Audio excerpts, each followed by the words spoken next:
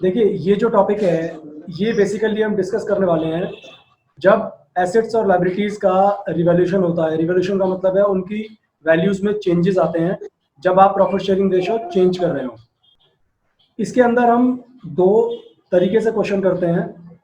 एक तरीका होता है when the revised values are to be recorded in the books, and दूसरा तरीका होता है when the revised values are not to be recorded in the books. तो पहला केस लेते हैं when the revised values are to be recorded in the books. देखिए जब रिवाइज्ड वैल्यूज रिकॉर्ड करते हैं तो एक अकाउंट बनता है जिसका नाम है रिवैल्यूएशन अकाउंट। रिवैल्यूएशन अकाउंट का दूसरा नाम होता है, उसको बोलते हैं profit and loss adjustment account. अब ये जो अकाउंट होता है वन मार्कर के हिसाब से एक क्वेश्चन तो ये बना कि रिवैल्यूएशन अकाउंट का दूसरा नाम क्या होता है, profit and loss adjustment account. फिर ये अकाउंट नॉमिनल नेचर का होता है। अब इस अकाउंट को बनाने का तरीका बड़ा आसान है। देखिए इस तरीके से ये अकाउंट बनता है।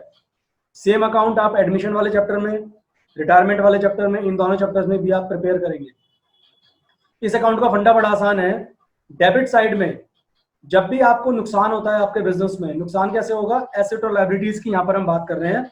जैसे अगर मेरे एसेट की वैल्यू में डिक्रीज हो जाए, अगर मेरे एसेट की वैल्यू डिक्रीज हो जाए तो लॉस होता है मुझे, तो मैं डेबिट में लिखूंगा। लायबिलिटीज की वैल्यू बढ़ जाए तो भी लॉस है, तो भी मैं डेबिट में लिखूंगा। कोई लायबिलिटीज मैंने अभी तक रिकॉर्ड नहीं करी है तो अब मैं रिकॉर्ड करूंगा, एक तरह से मेरी लायबिलिटी इंक्रीज हो रही है तो भी मेरा नुकसान है। तो सारा की सारा नुकसान जो भी होगा आपका एसेट और लायबिलिटीज को लेकर वो आप लिखेंगे डेबिट साइड में। और अगर फायदा होता है, अब आप इसका रिवर्स करते जाइए, अगर एसेट की वैल्यू इंक्रीज हो रही है तो मेरा बेनिफिट है, तो क्रेडिट साइड में। लायबिलिटीज की वैल्यू कम हो रही है तो भी फायदा है, क्रेडिट साइड में। कोई एसेट है जो मैंने अभी तक रिकॉर्ड नहीं करा तो भी मेरा फायदा है, क्रेडिट साइड में। अब क्या करते हैं, इस अकाउंट को बैलेंस करते हैं। फिर अगर बैलेंस बचता है इस तरफ आपका, अगर बैलेंस आता है तो उसे कहते हैं प्रॉफिट, और वो पार्टनर्स के कैपिटल या करंट अकाउंट में ट्रांसफर हो जाता है उसकी ओल्ड रेशो में। बट अगर इस तरफ आता है बैलेंस तो उसको बोलते हैं लॉस ऑन रिवोल्यूशन, और वो भी पार्टनर के कैपिटल या करंट अकाउंट में ट्रांसफर होता है अगेन ओल्ड रेशो के अंदर। ठीक है, ये बहुत आसान चीज है। तो मोटा मोटा आप समझ लो कि डेबिट साइड में आपने नुकसान लिखना है और क्रेडिट साइड में आपको लिखना है फायदा। अब चलते हैं एग्जांपल पे। सबसे पहले 33 एबीसी तीन पार्टनर्स हैं, उनकी रेशियो दे रखी है 3:2:1। 31 मार्च 2017 को उनकी बैलेंस शीट दे रखी है, और 1 अप्रैल 2017 को उन्होंने डिसाइड करा हमारी नई रेशियो होगी इक्वल, और इसके लिए गुडविल 3 लाख, फिक्स्ड एसेट्स को डेप्रिशिएट, एक्सपेंसेस, ऐसे करके ये एडजस्टमेंट है। ठीक है, अब देखिए सबसे पहले इस क्वेश्चन ने मांगा है कि आप जर्नल एंट्री पास करेंगे, यानी कि यहाँ पर आपको लेजर अकाउंट नहीं बनाने, सिर्फ जर्नल एंट्री आपने बतानी है इस वाले एग्जाम्पल के अंदर। सबसे पहली चीज गुडविल की वैल्यूएशन करनी है 3 लाख रुपए की। तो यहाँ पर कोई इंफॉर्मेशन नहीं है तो हम क्या करेंगे, वही वाला जो हमने सीखा था change in profit sharing ratio वाले में अंदर, कि आपको इसमें सेक्रीफाइस और गेन निकालना है। देखिए यहाँ पर इन्होंने सेक्रीफाइस और गेन कैलकुलेट कर दिया जो आप सभी को आता होगा, old ratio minus new ratio करी मैंने। ए का आ रहा है मेरा सेक्रीफाइस, सी का निकल रहा है गेन, जबकि बी में आ रहा है 0। तो जो गेन करता है उसे डेबिट करते हैं, तो एंट्री बनेगी C capital account debit to A capital account. देखिए यहाँ पर ये first entry, C capital account debit to A capital account, जितनी गुडविल है 3 लाख रुपए की, इनटू 1/6 जो उनका गेन और सेक्रीफाइस आया था उससे मल्टीप्लाई करा, तो 50 हजार रुपए दोनों के आगे। उसके बाद क्वेश्चन में बैलेंस शीट में रिजर्व गिवन है, और यहाँ पर एडजस्टमेंट में रिजर्व के बारे में कोई इंफॉर्मेशन नहीं है, तो ऐसे केस में आप रिजर्व को डिस्ट्रीब्यूट कर दोगे पार्टनर्स में उनकी ओल्ड रेशियो के अंदर। तो यहाँ पर मैंने क्या करा, मैंने एंट्री पास कर दी reserve fund capital, reserve fund debit to A capital, B capital, C capital, old profit sharing ratio में 18,000 रुपए को मैंने डिस्ट्रीब्यूट कर दिया। उसके बाद आगे चलते हैं।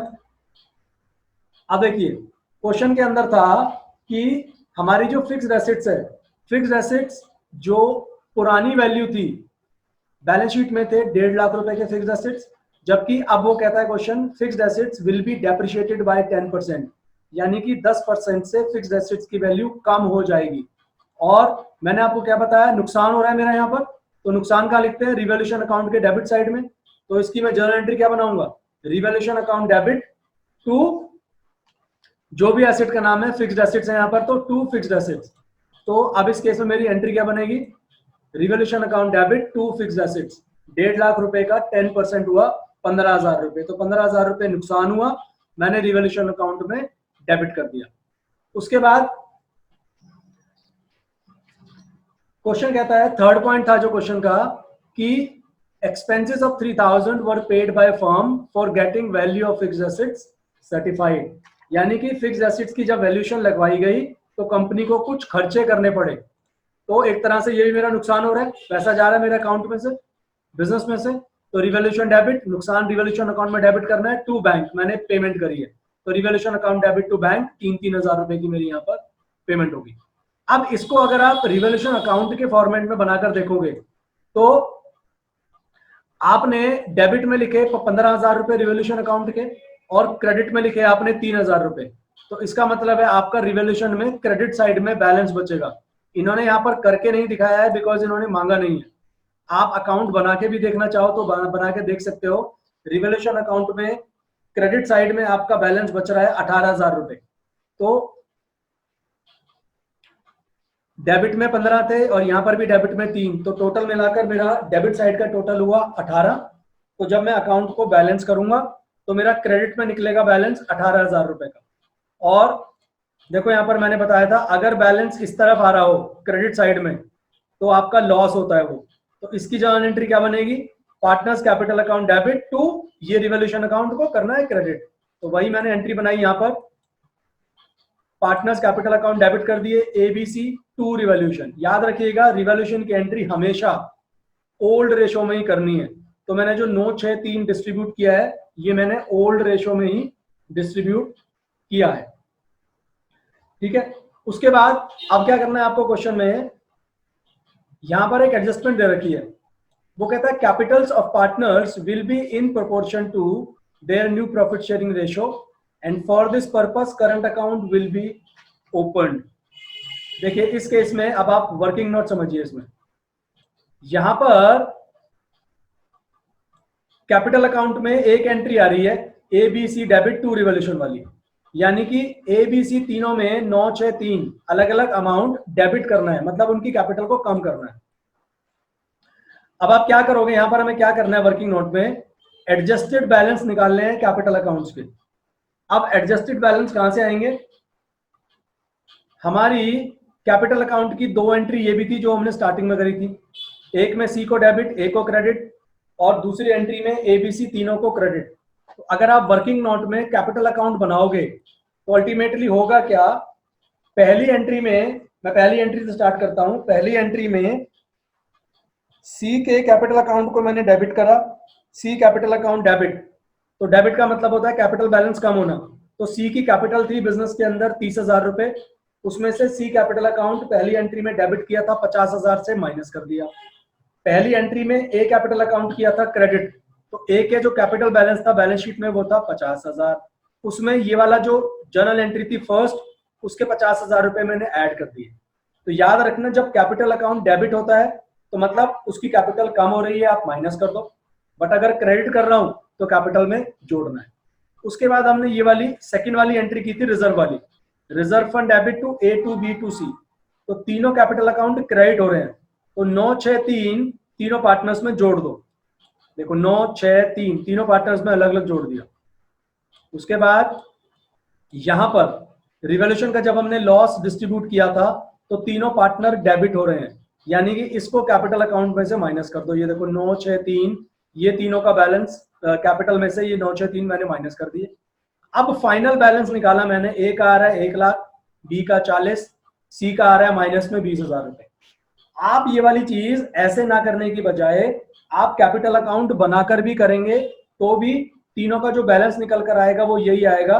इसका मतलब है ए का आएगा क्रेडिट बैलेंस, यानी कि डेबिट साइड बैलेंस बचेगा, बी का भी बचेगा डेबिट बैलेंस। याद है आपको 11th में आपने सीखा होगा, अगर डेबिट साइड में बैलेंस आ रहा है तो उसको बोलते हैं क्रेडिट का बैलेंस, और अगर क्रेडिट साइड में बैलेंस आ रहा है तो उसको बोलते हैं डेबिट बैलेंस। तो यहाँ पर ए और बी का है क्रेडिट बैलेंस और सी का है डेबिट बैलेंस, इसको लिखेंगे माइनस में। अब तीनों को आप जोड़िए, ये बनती है total capital of the firm. अब पार्टनर्स के बीच में एग्रीमेंट क्या हुआ कि जब हम प्रॉफिट शेयरिंग रेशियो चेंज करेंगे तो वो बन जाएगी इक्वल, यानी कि अब जो ये टोटल कैपिटल आई है कंपनी की आज सारी एडजस्टमेंट करने के बाद 1 अप्रैल 2017 को, वो टोटल कैपिटल है 1,20,000 रुपए। और पार्टनर्स ने ये डिसाइड करा हमारी रेशो होगी इक्वल, तो इस 1,20,000 रुपए को 3 से मैंने डिवाइड कर दिया, तीनों पार्टनर्स की कैपिटल हो गई 40,000 रुपए। अब देखिए, अब एक टेबल बनेगी एडजस्टमेंट की। आज जो पार्टनर्स की कैपिटल है जिसको बोलते हैं एडजस्टेड कैपिटल, वो है 1,40,000 और इसकी है माइनस में, तो मैंने यहां लिखा एग्जिस्टिंग कैपिटल 1,40,000 और माइनस 20,000। बट नई प्रॉफिट शेयरिंग रेशियो होने के बाद हमने कैलकुलेशन करके देखा उनकी जो कैपिटल होनी चाहिए वो होनी चाहिए 40,000 रुपए हर बंदे की, तो मैंने लिखा रिक्वायर्ड कैपिटल 40 40 40। अब क्वेश्चन की आखिरी लाइन थी कि एडजस्टमेंट करने के बाद जो भी बैलेंस आएगा उसके लिए आपको करंट अकाउंट ओपन करना है। तो यहां पर मैंने क्या करा, ये जो डिफरेंस निकाला मैंने, ए में डिफरेंस आया 60, अब यहां पर ए में डिफरेंस आया 60 और बी में कोई डिफरेंस नहीं है, 0 है ये। सी में डिफरेंस है आपका 60 का। क्यों? पहले ए वाली एंट्री देखिए, हमने अभी क्या बनाया था, हमने तो ए का कैपिटल अकाउंट था ना, ये भी कैपिटल है, ये भी कैपिटल है। बट क्वेश्चन ने बोला था अगर आपको एडजस्टमेंट करनी है तो करंट अकाउंट उसके लिए ओपन करना। तो यहां पर मुझे क्या करना है, ए के केस में a capital account debit balance आ रहा था उसका, वो मुझे डालना है करंट अकाउंट के अंदर। ऐसे ही सी के कैपिटल अकाउंट में जो मेरा बैलेंस बच रहा था ये 60,000 रुपए का, ये मुझे डालना है करंट अकाउंट में। तो यहाँ पर सी का करंट अकाउंट डेबिट होगा और टू सी कैपिटल अकाउंट। इसको मैं आपको रिकमेंड करूंगा, अगर आप कैपिटल अकाउंट बनाकर ये वाला क्वेश्चन करेंगे तो आपको बिल्कुल क्लियर हो जाएगा। कैपिटल अकाउंट में जिस तरफ भी बैलेंस आ रहा हो, आप ए और सी में यहाँ पर बैलेंस निकलेगा, तो ए का जो बैलेंस आएगा वो आप करना ए करंट अकाउंट में ट्रांसफर। ऐसे ही सी के अकाउंट का जो बैलेंस बचेगा वो आप ट्रांसफर करना सी के करंट अकाउंट में। और बी में कोई बैलेंस यहाँ पर नहीं आ रहा था, इसलिए आप उसमें कोई एंट्री पास नहीं करेंगे। तो ये वाला क्वेश्चन हुआ हमारा कंप्लीट। अब इसी वाले केस में, अब हमने ये कौन सा केस किया है, जो हमारे टॉपिक के अंदर मेंशन था कि revised values are to be recorded. इसका मैंने एक एग्जांपल करा दिया आपको, एक क्वेश्चन और करवाता हूं इस केस में कैसे ट्रीटमेंट करते हैं। देखिए ये वाला, अशोक, भीम और चेतन ये 3 पार्टनर्स हैं, रेशो 3:1 दे रखी है, ये बैलेंस शीट दे रखी है। 3 पार्टनर्स ने डिसाइड करा अब हम इक्वल रेशो में प्रॉफिट डिवाइड करेंगे। गुडविल वैल्यू करी 3 लाख, लैंड 1,60,000 रुपए की वैल्यू हो गई, बिल्डिंग को डेप्रिशिएट करना है 6% से। क्रेडिटर्स में कुछ हुआ, अब बोलता है जी revolution account, capital account and balance sheet बनाई। तो यहाँ पर जर्नल एंट्री नहीं मांगी है, यहाँ पर उसने सीधा अकाउंट मांगा है। तो देखिए सबसे पहले बनाते हैं रिवॉल्यूशन अकाउंट, बहुत इजी है। लैंड एंड बिल्डिंग की जो वैल्यू है, सॉरी लैंड की जो वैल्यू है वो हो गई है अब 1,60,000 रुपए, पुरानी वैल्यू थी 1 लाख। तो यहाँ पर 60,000 रुपए का मुझे फायदा हो गया, और फायदा डालना है रिवॉल्यूशन के क्रेडिट साइड में। तो यहाँ पे लिखा बाय लैंड अकाउंट 60,000 रुपए। उसके बाद बिल्डिंग डेप्रिशिएट करो 6% से, यानी कि बिल्डिंग की वैल्यू गिर रही है, मुझे लॉस हो रहा है यहाँ पर। तो बिल्डिंग है 1 लाख रुपए की, 6% हुआ 6,000 रुपए, और नुकसान करते हैं हम रिवॉल्यूशन में डेबिट, तो मैंने डेबिट साइड में लिखा टू बिल्डिंग अकाउंट 6,000 रुपए। उसके बाद दिखा यहाँ पे creditors of 12,000 rupees were not likely to be claimed and hence be return off. इसका मतलब है कंपनी को ये पता लगा कि 12,000 रुपए क्रेडिटर्स हमसे अब पैसे नहीं मांगेंगे, यानी कि हमारी लायबिलिटी 12,000 रुपए से कम हो रही है, तो हमें फायदा हो गया। और फायदा लिखते हैं क्रेडिट साइड में, तो मैंने लिख दिया यहाँ पर बाय क्रेडिटर्स 12,000 रुपए।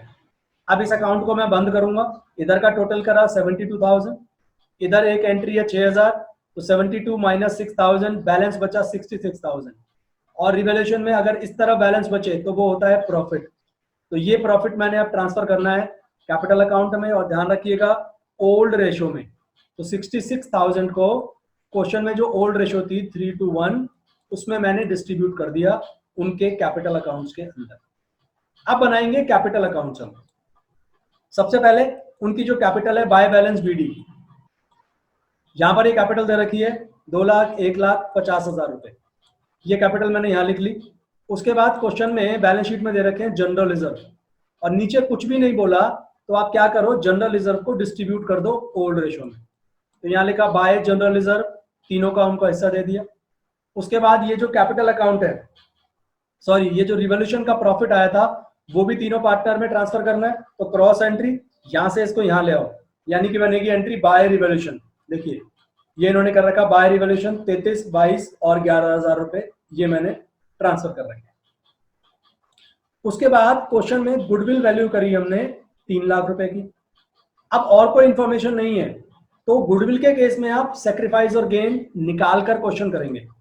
देखिए यहाँ पर इन्होंने वर्किंग नोट में सेक्रीफाइस और गेन निकाल लिया, वो आप सबको आता है, अब मैं दोबारा से नहीं बता रहा हूँ। तो चेतन का आ रहा है यहाँ पर गेन, तो चेतन की एंट्री बनेगी, चेतन कैपिटल अकाउंट डेबिट करूंगा मैं, कितने से 1/6 इंटू गुडविल जो कि है 3 लाख रुपए की, तो 50,000 रुपए। अशोक का आ रहा है सेक्रीफाइस 1/6, तो यहाँ पर अशोक को करना है मुझे क्रेडिट, अगेन 3 लाख का 1/6 किया मैंने गुडविल। तो मेरी एंट्री बनेगी Chetan capital account debit to Ashok, यानी कि अशोक में तो करना है मुझे क्रेडिट, किसके नाम से, चेतन के नाम से 50,000 रुपए। चेतन में करना है मुझे डेबिट, किसके नाम से, अशोक के नाम से, तो टू अशोक कैपिटल, चेतन में 50,000 रुपए। और कोई एंट्री नहीं है। अब आप कैपिटल अकाउंट को बंद कर दीजिए, यहाँ पर आपके बैलेंस निकलेंगे, टू बैलेंस कैरी डाउन। देखो पिछले वाले एग्जाम्पल में जो हमने जर्नल एंट्री पास की थी क्वेश्चन के एंड में, a capital to a current account, वो जर्नल एंट्री ऐसे ही बनेगी।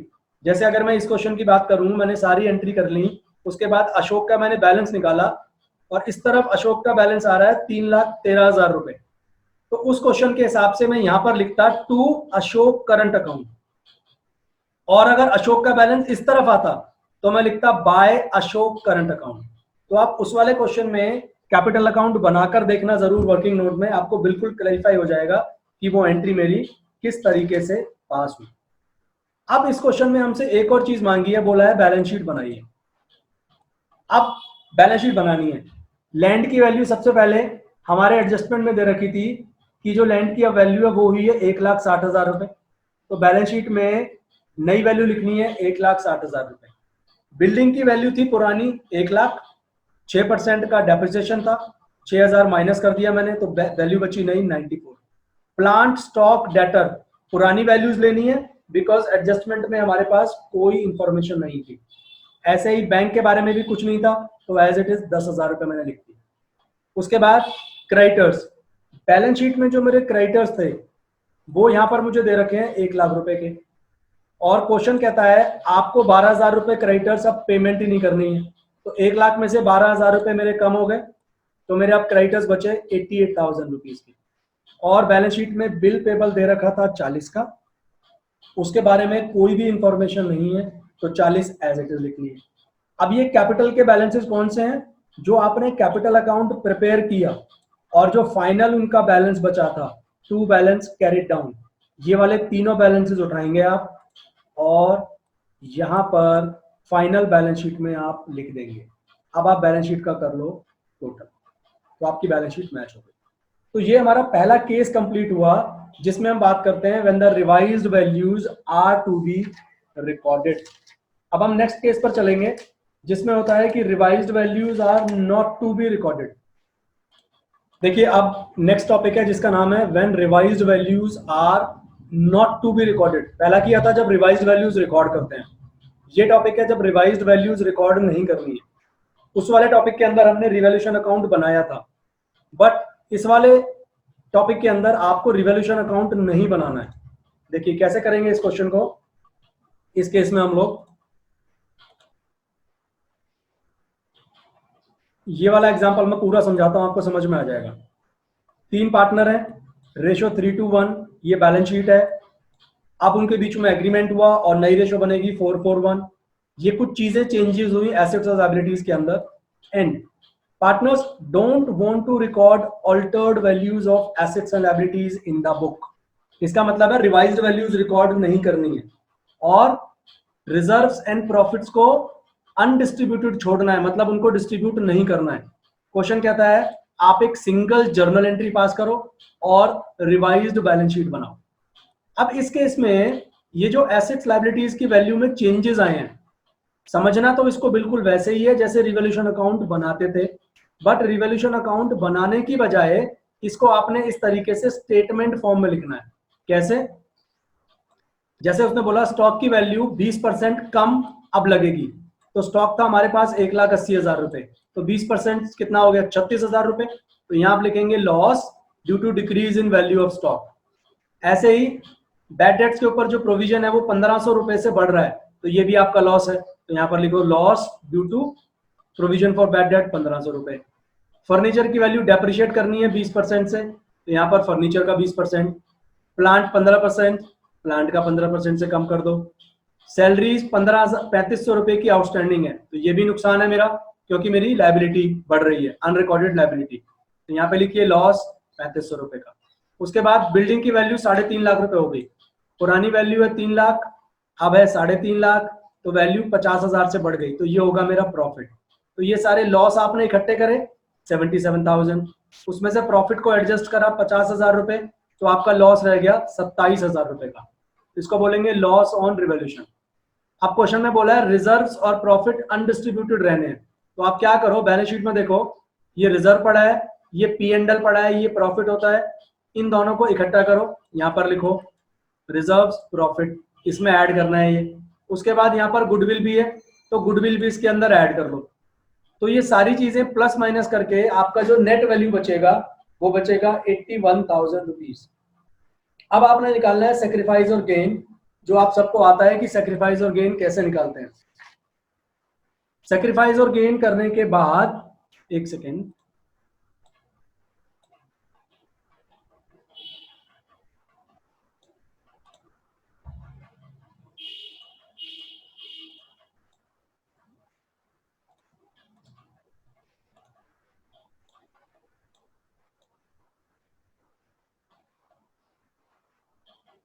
ये सेक्रीफाइस और गेन निकाला आपने तीनों पार्टनर्स का, तो चारू का आ रहा है यहाँ पर गेन, और ब्रिजेश और दिलीप का आ रहा है सेक्रीफाइस।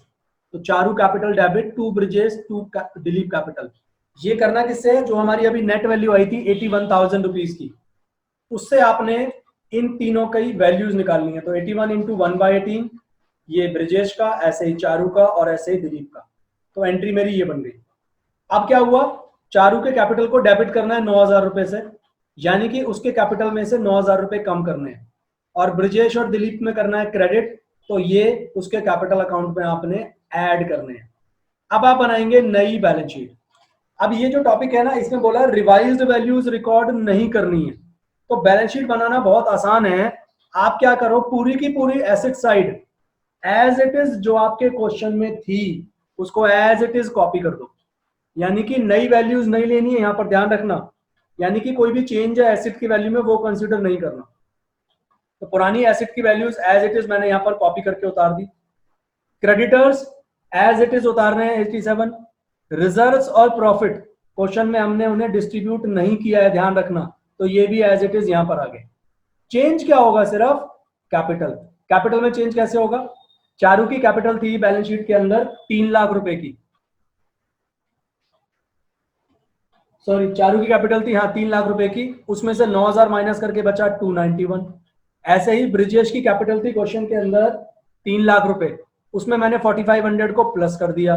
दिलीप की कैपिटल थी 50,000 रुपए, उसमें मैंने 4500 को प्लस कर दिया, तो बन गए 54,500। तो सिर्फ क्योंकि एक ही एंट्री पास हुई है और उसमें कैपिटल में ही चेंजेस आए हैं, तो मैंने इसलिए उनकी कैपिटल में चेंजेस करने के बाद जो उनकी न्यू कैपिटल थी वो लिखी, और बाकी सारी चीजें मैंने एज इट इज पुरानी वाली लिख दी। अब मेरी बैलेंस शीट प्रिपेयर हो गई। ये था मेरा क्वेश्चन, अब मेरा कंप्लीट हो गया, जब मुझे रिवाइज वैल्यूज को रिकॉर्ड नहीं करना है। एक और एग्जांपल देख लेते हैं यहां पर हम लोग।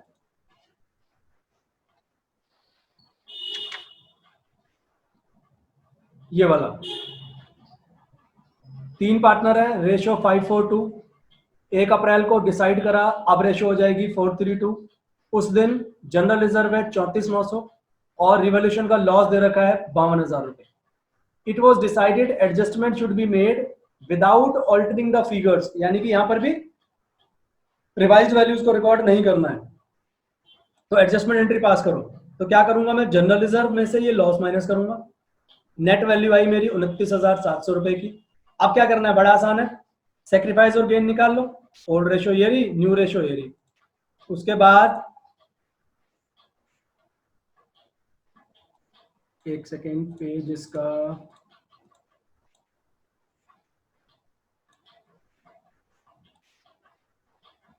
ये शंकर का आ रहा है सेक्रीफाइस, बबीता का भी सेक्रीफाइस और विशाल का आ रहा था गेन। तो ये वैल्यू सबको आती है कैलकुलेशन करनी। हमारे क्वेश्चन में जो हमारी नेट वैल्यू आई थी वो आई थी 29,700 रुपए। तो ये जो की वैल्यूज आई हैं 1/99, 3/99, 29,700 को मल्टीप्लाई कर दो इससे, तो आपकी तीनों की फिगर निकल आएगी। तो जर्नल एंट्री क्या बनी फाइनली, विशाल का क्योंकि गेन था तो विशाल कैपिटल अकाउंट डेबिट 1,200 रुपए से, और शंकर और बबीता का था सेक्रीफाइस, तो वो मैंने कर दिया क्रेडिट टू शंकर कैपिटल 300, यहाँ 300 वैल्यू आई थी, टू बबीता कैपिटल 900, ये 900 आया था बबीता का। तो इस तरीके से मैंने सिंगल जर्नल एंट्री पास करके अपना क्वेश्चन कंप्लीट कर लिया।